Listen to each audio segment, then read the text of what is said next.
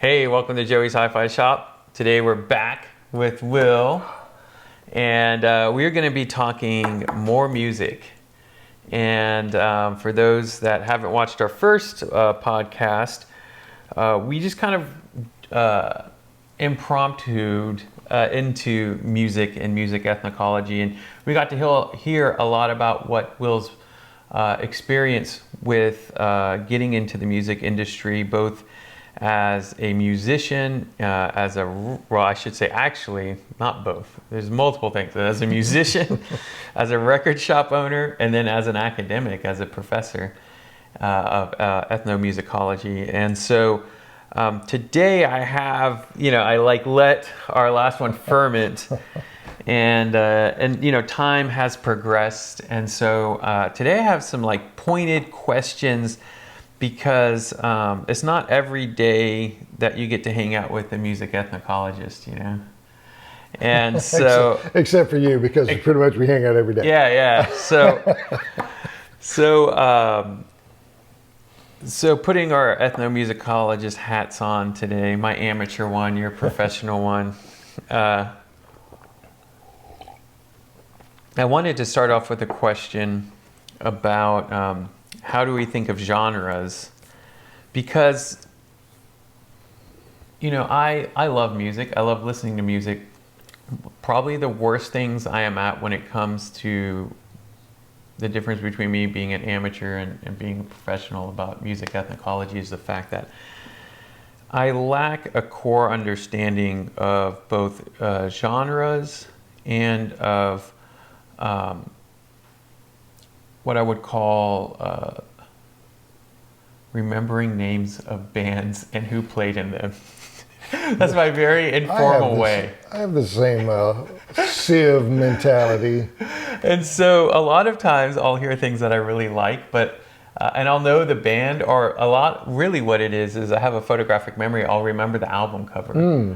But I if they ask me, well, who's the bass player? Did you know that this bass player played for this other band? I'll be like, whoa, we're going beyond what I'm capable of. But if they had the bass player from the band that's on this album played with this band that this album cover, you could click. Yes, yeah, exactly. I totally understand. And so I figured we'll wait on the bands and the bass players and start off with the genres and as a music ethnologist, kind of how genres get delineated for you. I mean, is it a taxonomy? Is it like a lexicon of polyhierarchical? This is okay. Here we go.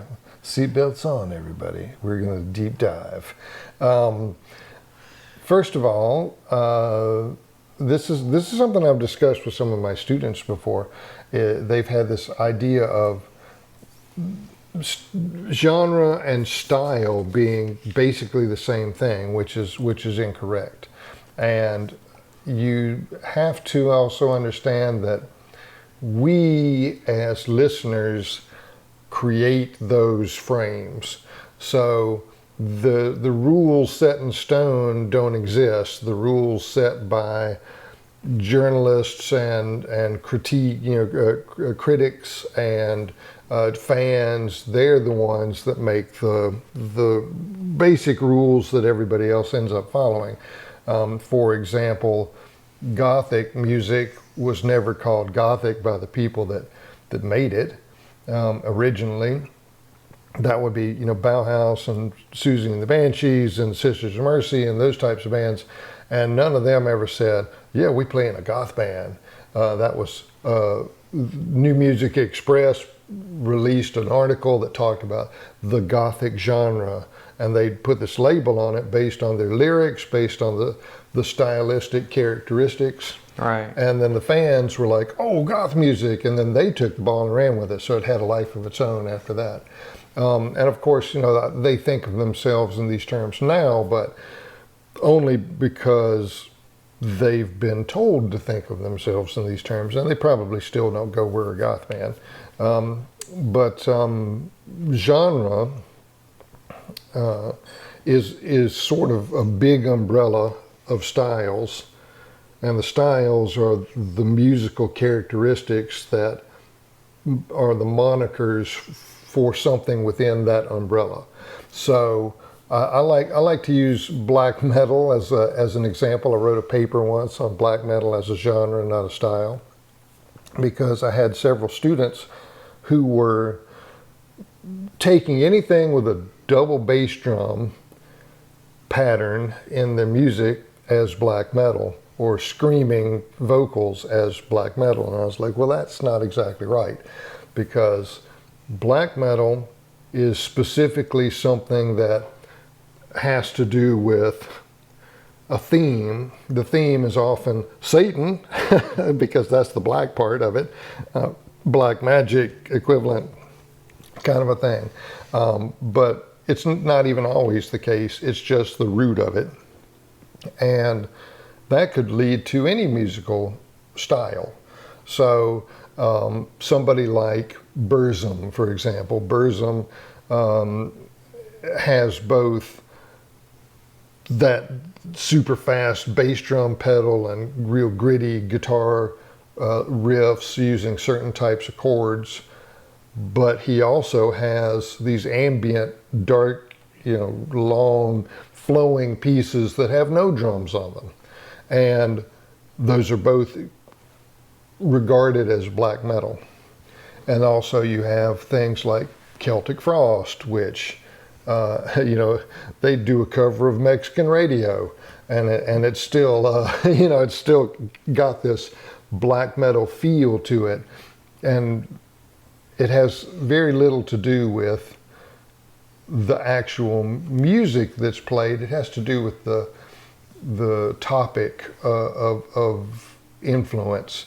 Venom is often seen as one of the most one of the first black metal bands, if not the first black metal band. They claim to be the first black metal band, and they do have a certain style in terms of how fast they play, the chords they play, the way they tune their guitars, these kinds of things. But it's not emulated over and over and over again. It's a root, it's a starting point. And there's such a broad range of things that could be considered black metal that forms the umbrella. And then the style is the musical motifs within that give it its particular flavor within the spectrum. So understanding how a genre kind of gives this arena in which the styles can develop on their own is also something that leads to how a genre can be considered traditional or groundbreaking. Meaning, if somebody plays more like Venom, then they're going to sound more quote-unquote traditional within that genre. And then if somebody plays more like Celtic Frost's latest album that has DJs on it and different stuff, that's going to be seen as groundbreaking within the same genre, but it's all black metal. Did that yes, make any sense? That helps. And so let me suss out some further examples, right? So if we were to take hip hop, for example, I'm just a random example, right? Yeah. So hip hop, hip's up a tough one. Yeah, it is. And so in terms of this hierarchy or genre versus style, does hip hop fall under rap, or does rap fall under hip hop? So rap. Is it polyhierarchical, or? Well, wish Cam were here. He has a much better answer. The definition of rap originally, rap specifically refers to vocals, because you're rapping, you're talking, that's where the vocal element comes in. Hip hop is more the culture around it that links to DJs and breaking and graffiti and this kind of thing. And at the same time, there is a genre bubble in which the stylistic elements have developed.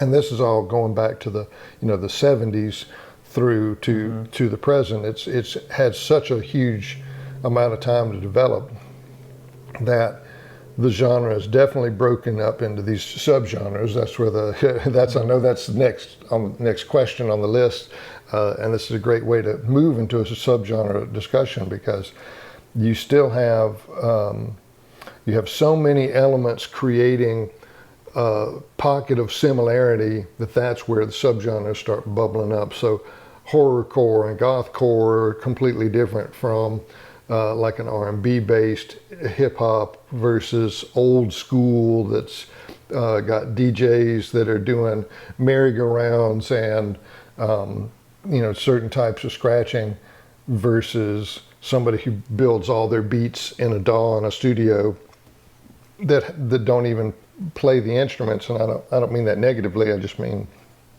there's a difference between somebody doing hip hop, playing old records that they're sampling live with turntables, or somebody who's taking samples and building a composition in a studio or on a computer.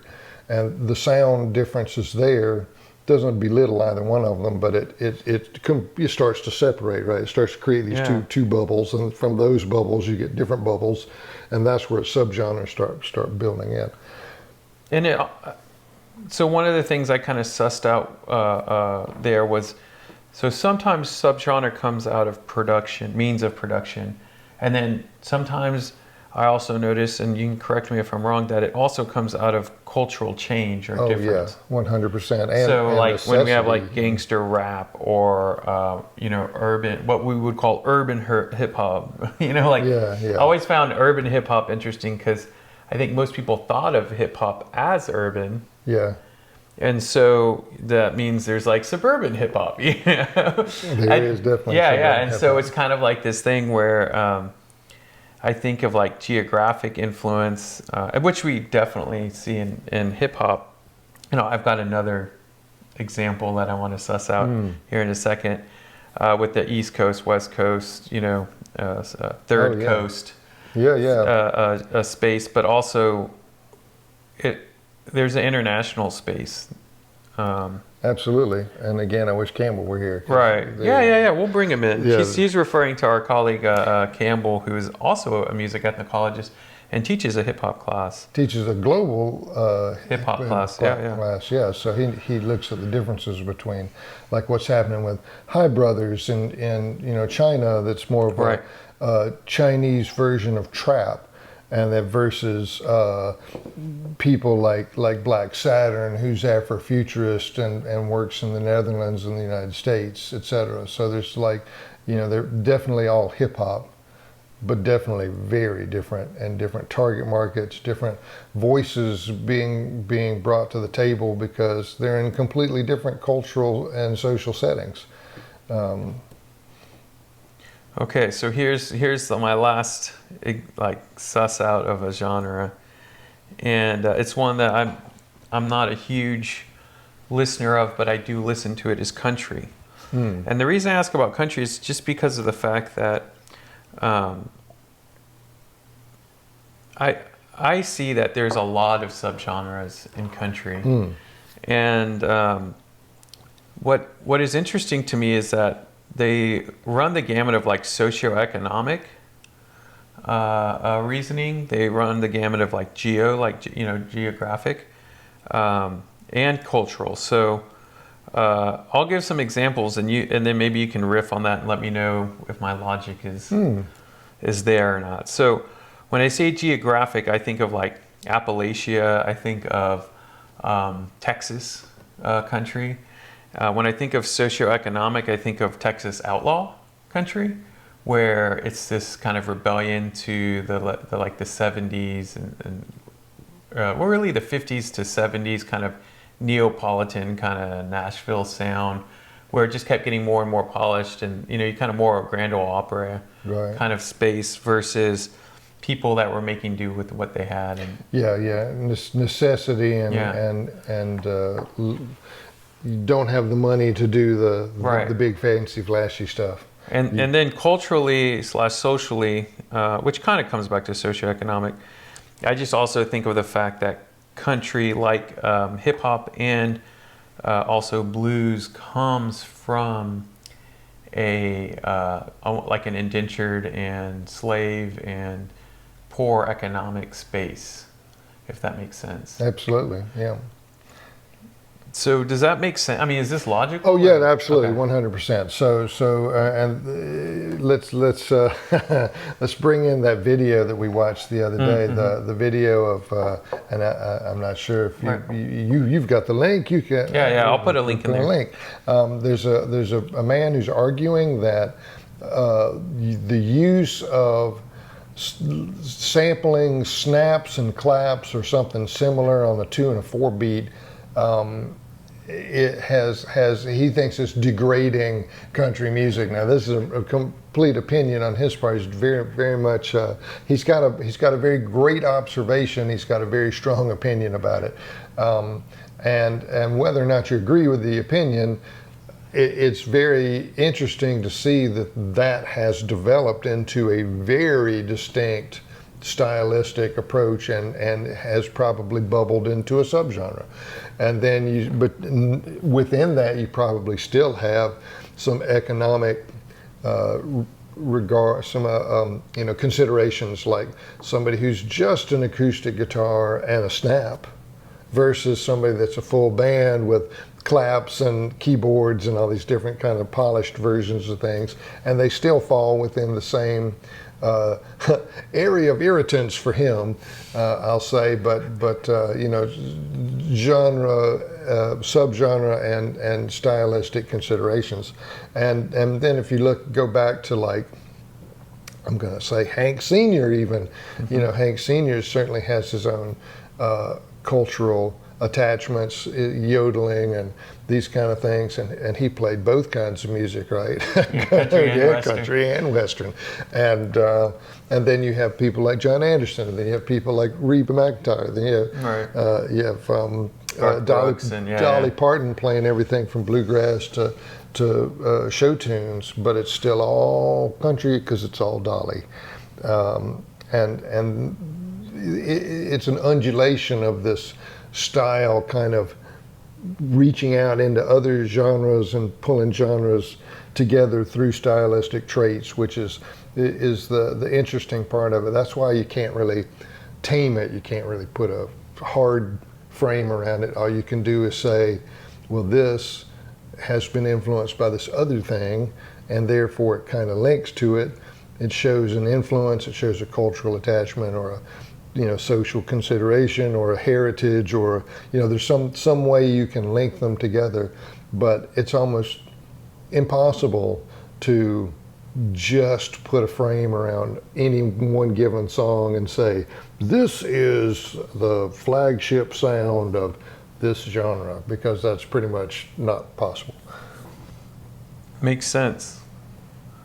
So I'm going to go back to that click track country video that you were referring to. So I sent Will this video about this guy kind of piecing together his own conspiratorial take on the past 5 years of country, or 10 years really now at this point, and about this click, that country's been employing to kind of have this snappy pop sound. Now, when I showed that video to my class, and also when I watched it on my phone, so I was like, oh yeah, okay, I hear the click. What he didn't cover that was really interesting to me is that I then randomly played that clip in my VW, and Will found out this week that my VW has like a 12-inch subwoofer that will shake your teeth in a good way. Rattly boom boom. And every one of those songs had deep hitting synth bass in it. Yeah. So that was something that he didn't talk about that at all, but that was another thing I think of in terms of modes of production, like how, the difference between a kick drum and using a synth bass like that to really it was, the synth bass was so loud that it overrode a lot of the vocals and even the click track. And I was surprised by it at first, and then I was like, well, this is probably a nod to hip hop and rap. Well, it's probably a nod to people in trucks with lights underneath the tires, Right. and hydraulics that do the same. That want to keep, yeah, That are part of the like a subgenre of car culture, that are purposefully there to cruise and go up and down the strip with their cowboy hats and bounce to the click track. And I think this is something that the author, the commenter of that in that video, he is kind of probably insinuating and shit. well, yeah. he's probably not part of that culture. Right. Therefore, he probably doesn't. That's why the value of it is Lost on him. lost on him. I mean, Yeah. I'll say lost on him, But but he understood it's just what it is, he just has a different set of values. And we'll put that in a link in there. Yeah, because I'm not arguing there. for or against him. Yeah, I think his observation is brilliant. Like the way it was great, and he put it together well. Yeah, very well put together. So, so here's my next hard question. It says, how, I wrote, how do you describe what you're hearing when you're listening to a mix versus an album? And this question comes from the fact that I feel like a lot of audiophiles listen to their systems more for a mix than for the enjoyment of the album. Absolutely. And I wanted to kind of decipher that difference between listening to music as an engineer or as a musician versus listening to music for fun, and whether there's like a different lexicon or like words that people use, terminology, or if it is pretty similar, and things that you think about, Well, I think And I'm going to check to make sure we're recording. Oh, But okay. you can keep going. I will take a sip. Yeah, we're good. We're good. I'll wait for your turn. All right. So I think I mentioned this maybe last time. I'm not sure. I know you and I have talked about this off camera. I had a next door neighbor in college who had completely rearranged his dorm room to be a listening space. And he had these ribbon speakers at one end and a subwoofer, and then he had two chairs. Maybe sometimes he would bring in a third one, and he had this little sweet spot, and he'd built a loft, so everything else in the room was above, and that you'd walk into this listening space with his turntable in the back. And he had no concern whatsoever for what he was listening to. He totally wanted, he had no emotive connection to the music. He had preferences, but that's not why he was listening. His goal was to understand how the panning had created spatial elements, how the frequency throw was even or uneven. He wanted to see whether or not something was mixed to his liking in the final mastering. And that was almost it. Like it was very, like you said, it was very engineer-based kind of a listening experience. And he had removed all sense of whether or not he enjoyed the music. And he did enjoy the music. He wasn't somebody that was devoid of musical enjoyment, but when he sat in that chair, the chair is what removed it. That space is what removed it. Because if he was listening, just driving down the road or in his car, or we would go to a concert or something, he would totally enjoy the music. So I think he had a deep listening sensibility that, because he was an engineering student, put him into this mindset of physics, physicality, and interaction with the frequencies and where they were located psychoacoustically in his pan of audio, spectrum. And you get like that when you're a mixer, when you're in a studio. That's what you're trained to do. You're trained to go, how is this fitting in physically into the space? How is this bass drum sitting underneath this other sound? Or how can you sneak in this transition that is something completely non-musical, but it is something that's going to glue the parts together. So producer has the mindset of everybody.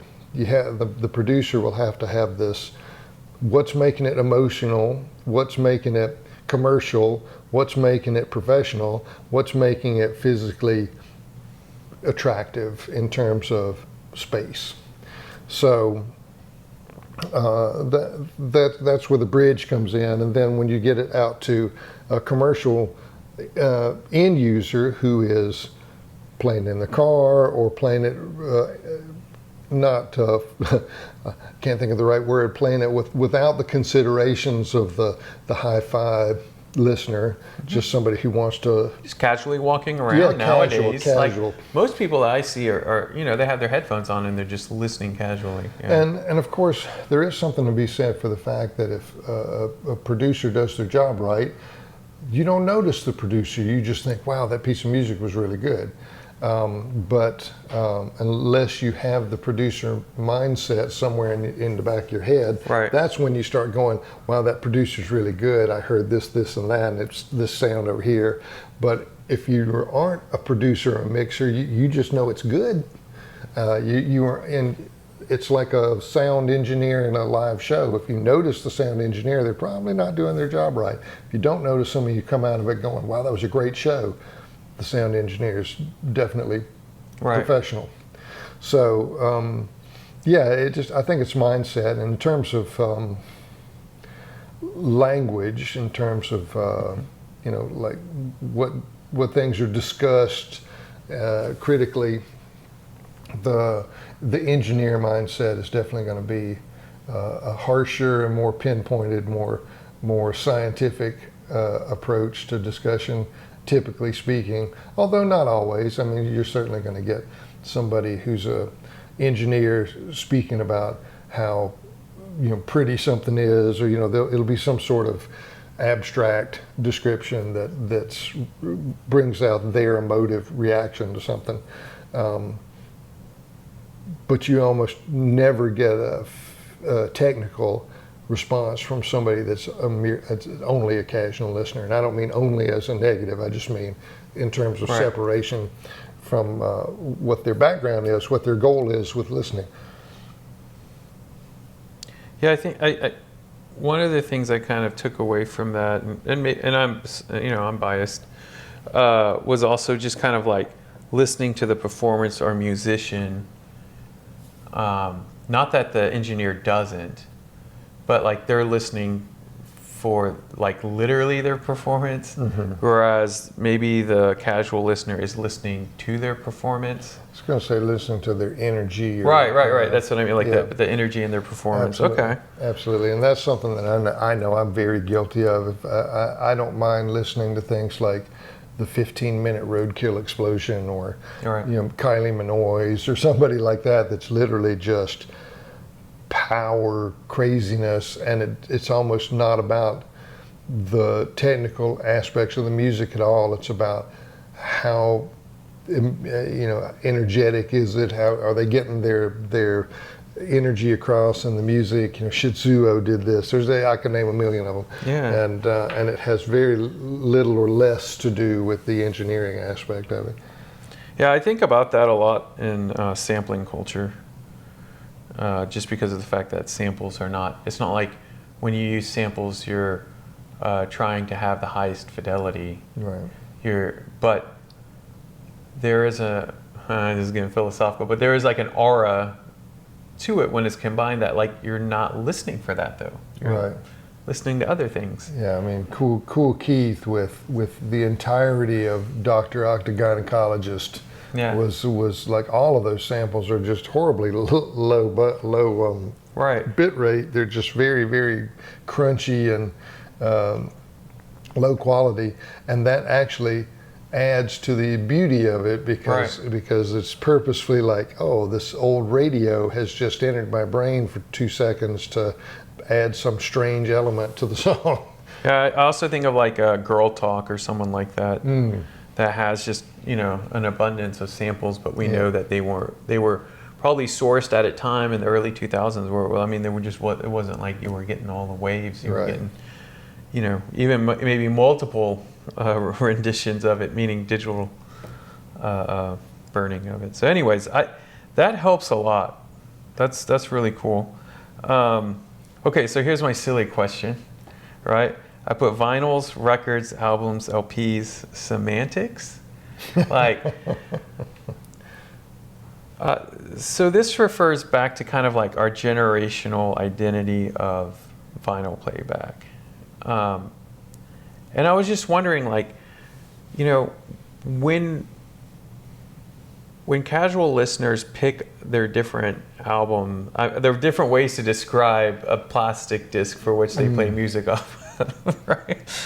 What does that like culturally tell us? And what do you think about these semantics? Like, I've seen it create all kinds of different discourses and ways people engage about it. Well, I mean, each one has a little bit of a different tale to tell, right? So vinyl comes from the fact that they went from wax to vinyl, right? And that name just stuck.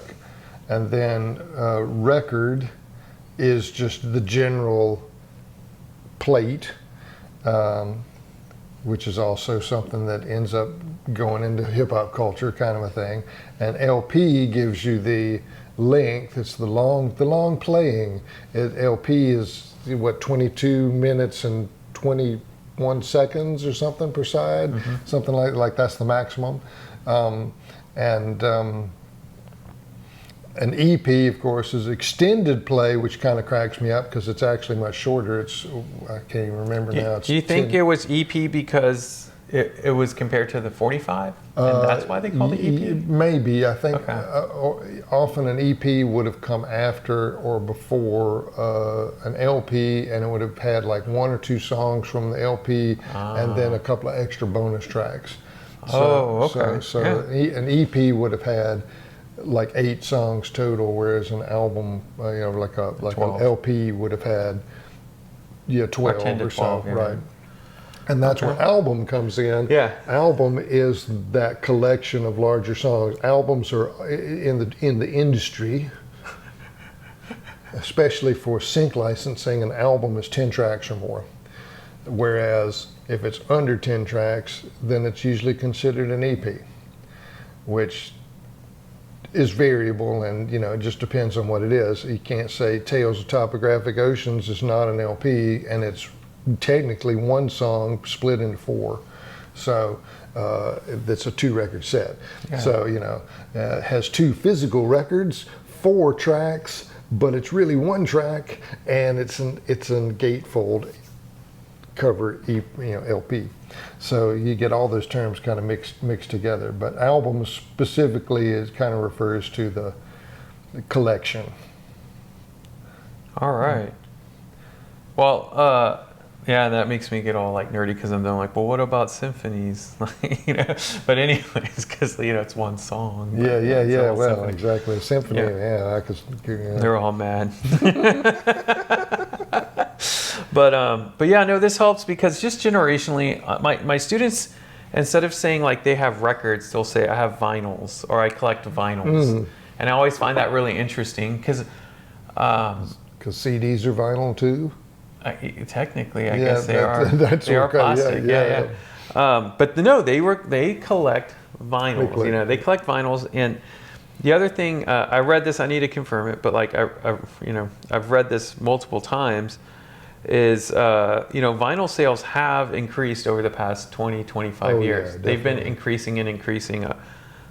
Could be wrong, but I want to say it was like 40 million albums or more have been sold. That doesn't surprise me. And so I think about these semantics in terms of like how old you are and where you were inserted into records or albums or LPs or vinyls. Like when you were inserted into it. And a collecting, from a collecting perspective, I see, like, I kind of always remember High Fidelity, which I just ordered the book. I didn't realize there was a book, so I ordered the book, and I've seen the movie, And I always think of this kind of like gatekeeping space.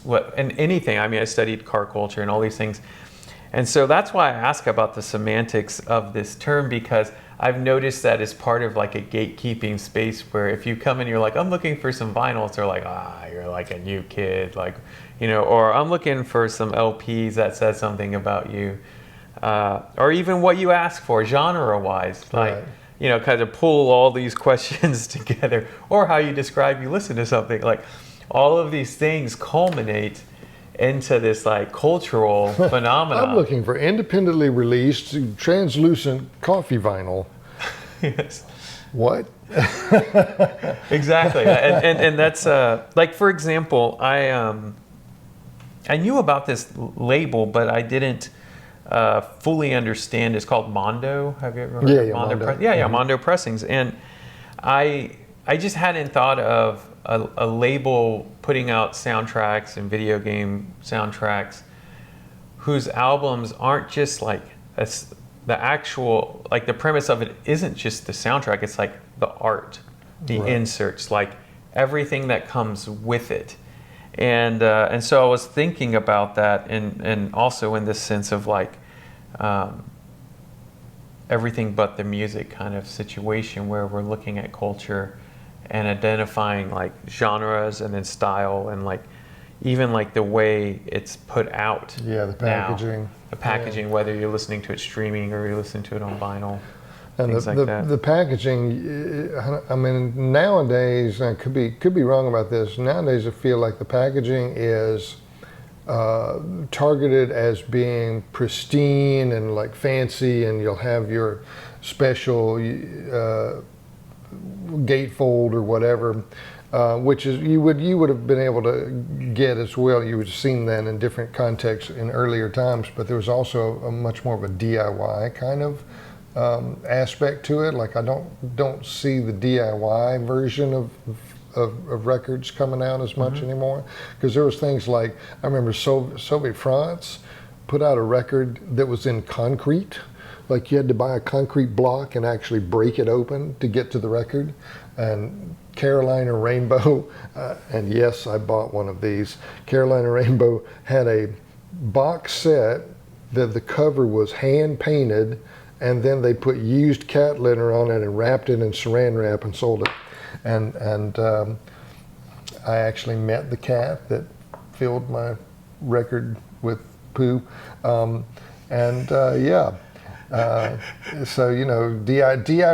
DIY stuff.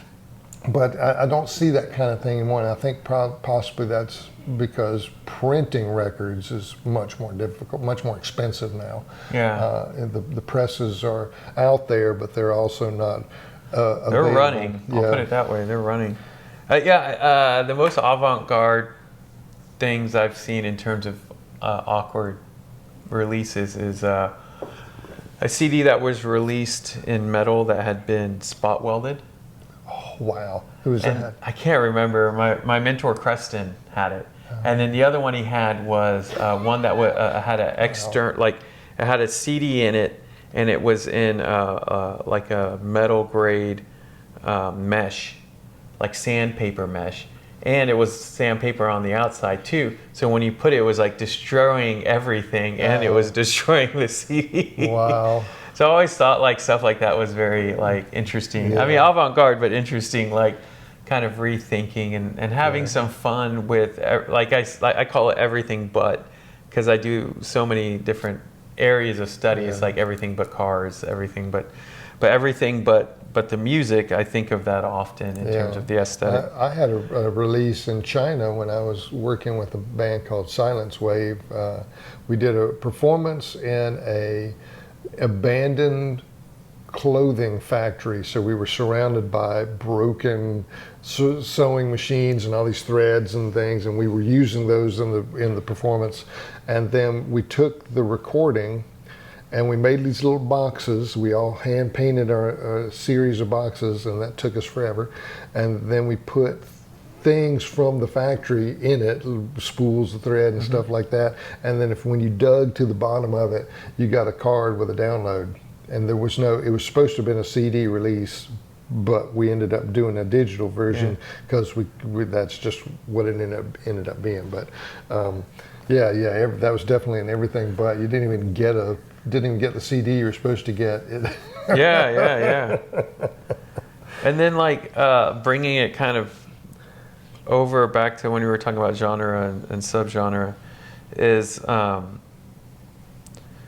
was thinking about goth and how goth is also an everything but, because it's not just the music. I mean, there's style, there's place, there's like things that also contribute to that sound and to that imagery. Oh, absolutely, absolutely. I will not. Well, and country, of course. I mean, we talk all the genres, but goth was definitely one of them that I was thinking of. I will not open the can of worms that is a paper that I wrote about goth musical instruments that basically discusses the aesthetics of sound and sight on the instrument choices that are being used in the performance of this style of music,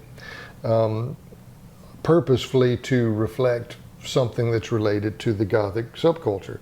Like, is it evoking of nostalgia? Does that in turn evoke some sort of sense of eternity that would be linked to a vampire story or something like that? And that can all be part of the instrument choice, but it could be part of all these other things that you're talking about as well. So yeah, absolutely. So last but not least, can you recommend a couple albums we should be checking out? Well, this is going to be the hardest part of the conversation. The one that always comes to mind is Coil Horse Rotavator. That's for some reason that's been a staple go-to recommendation, because I feel like there's always going to be somebody who sees value in one of the tracks somewhere. And it's for the time and for the money, brilliantly produced. So if you got your producer hat on, then you might get a kick out of that. If you're more into just counterculture things, William Burroughs, Throbbing Gristle kind of stuff, there's elements of that in there. There's dancey elements. It's just very interesting in terms of how they've layered different instrumentation. And the whole thing's unique. It's like I've not heard an album like it before or since. So I highly recommend Coil Horse Rotavator. Definitely on my list.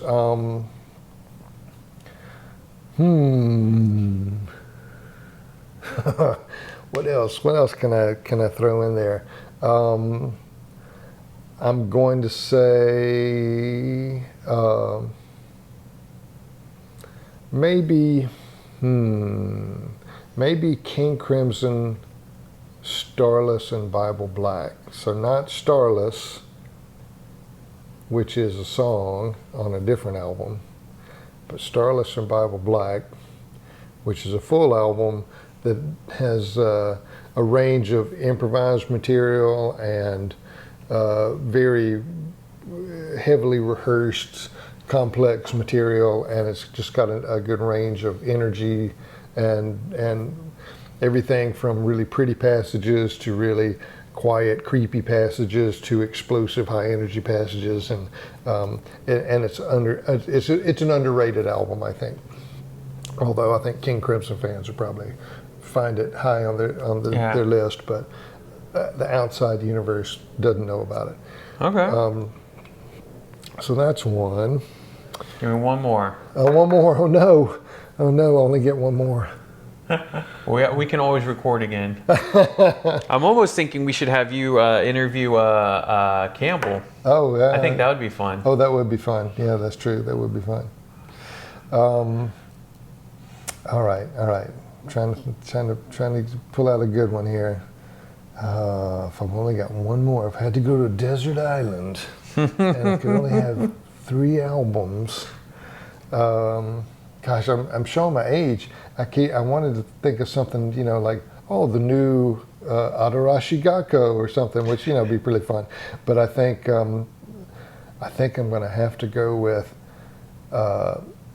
Anthony Braxton, Live in Montreux, because that album has some of his just really catchy but angular, unbelievable performances of compositions that just, I don't even know how they exist.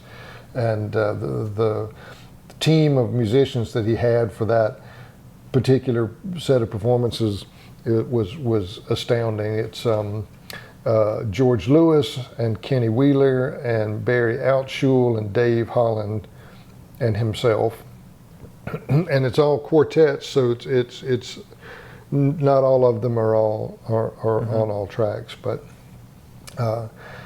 very high energy in places and very quirky and definitely avant-garde, but it still somehow is the catchiest avant-garde album that I've ever heard. It sticks in your brain, and it's lots and lots and lots of fun. Awesome. Wow. Yeah. So what I'm going to do is I'm going to parse out a lot of the musicians that you mentioned, and I'll put them into the description as well as obviously the records you recommended. And no, this was great. I mean, I really appreciate you taking the time to talk about some music. Always a pleasure. And we hope y'all enjoyed this podcast. And we're definitely going to have some more. I've got more questions already. Bring it. So. Thank y'all so much for watching. Anything else you want to say? Buy lots of speakers. Y'all have a good one. Bye.